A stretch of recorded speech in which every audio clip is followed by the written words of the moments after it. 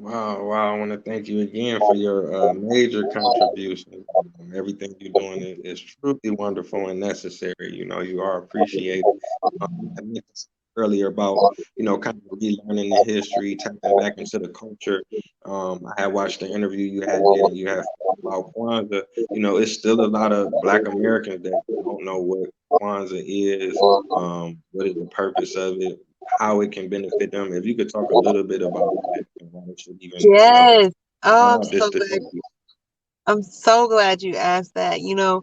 Kwanzaa is so misunderstood, and it comes from, again, stereotypes being perpetuated, that started to just lead into prejudice. Kwanzaa was developed, it was developed here in the United States. When it was developed, the goal was to celebrate the first harvest, right? And so every cultural community has harvest celebrations. Every cultural community has um, nature related celebrations. The coming of spring, the first harvest and all these other things. And so what Kwanzaa was developed for was for the purpose of bringing back African culture and African principles into how Black people celebrated the harvest. Okay.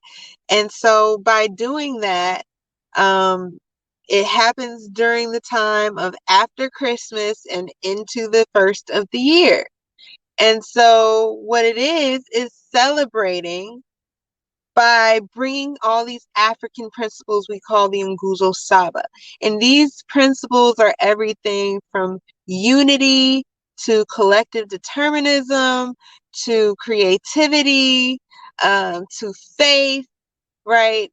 Um, to cooperative economics, right? All of these different aspects of African communal principles are things that are the principles of Kwanzaa. So every day represents one of those principles for 7 days, and there's usually a candle that's lit that has a candle for every day. Some people eat at their celebration. Some people exchange gifts that we call zwadi. Some people, um, you know, and those gifts are like books or cultural items and things of that nature. And so it just varies from family to family or from community to community. In our community in Dayton, we do have a large group celebration. We have a couple of them. One of them it take place at St. Clair Community College. They have a pre-Kwanzaa celebration usually before the semester is over, so it's before Kwanzaa actually happens, but something to educate the community. I mean, drummers, dancers, all kinds of food and all kinds of experiences, elders of the community, somebody sharing what Kwanzaa is. I mean, all of that takes place.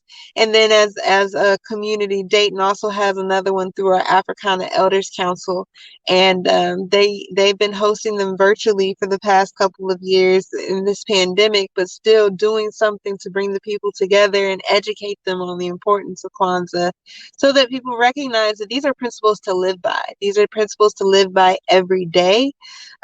These are principles to build a better community.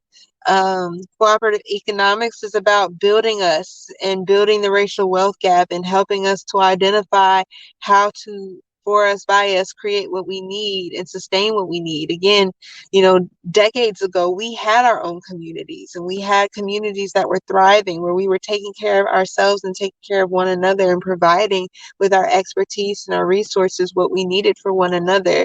Those communities were destroyed, they were torn down, they were infiltrated, they were gentrified.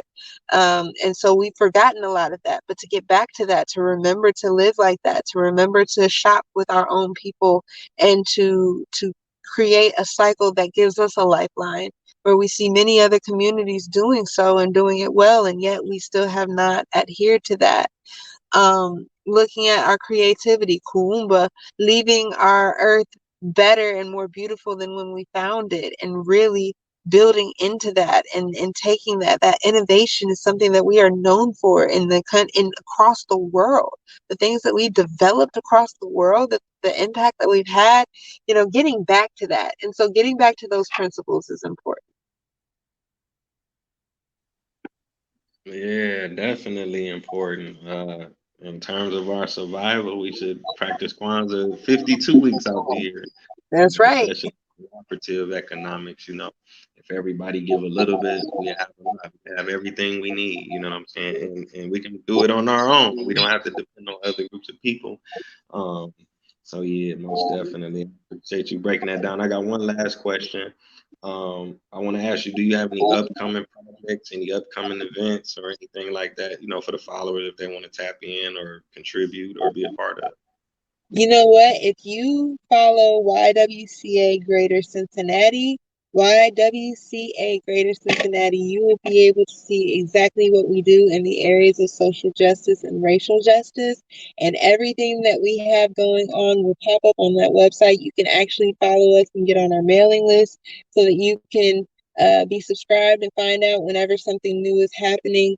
We will have lots of things happening throughout this year, a lot of dialogue happening throughout this year, and we have opportunities. So if you belong to an organization or your business or anywhere is looking for training and saying, hey, I think we need to have more conversations about this and I need somebody to come and talk to us. That's something that we can provide. That's something that we can do. As far as community goes, Grace in the Law starts on June 9th.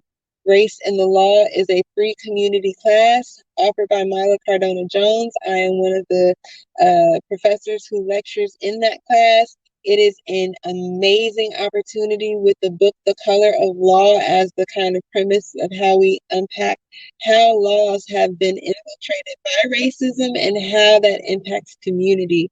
I mean, we get deep into discussion. We have people from all walks of life. We have judges. We have community members. We have professors. We have health professionals. We have all kinds of people, parents, kids. We have all kinds of people who attend the class. And of course, we'll let you know when it's going to get real deep and maybe the kids shouldn't be there. But that class starts on June 9th. It is free and open to the community. You can find more about that at St. Clair Community College. And again, if you follow me on social media, you'll be able to find that. My name on social media is Twix Sweetheart, aka Michael. You can find me in MyKAL and be able to access some of those other opportunities that are in community that are happening. There will be a race and history class also happening soon. Another version of that, 1619 and beyond. And stay tuned for more because we are cooking up some other opportunities for the community to dig deep. And you don't have to pay for the class. You don't have to do the homework. You don't have to come every time if you're not available, although you would want to and you should. And it's a great opportunity to just constantly be in the spaces, having these conversations and building our community. Oh, okay. Wow. I'm definitely gonna stay tuned in. I want to thank you again. Thank you so much again for your work, your dedication, your sacrifice. Definitely thank you for coming on the show. It's an honor. I know you're gonna continue to do great things and continue to inspire our people and educate our people and love on our people as you have been doing. So I want to appreciate everybody for tuning in. It's been another episode of Taye Speaks. So until next time, family. Peace. Peace.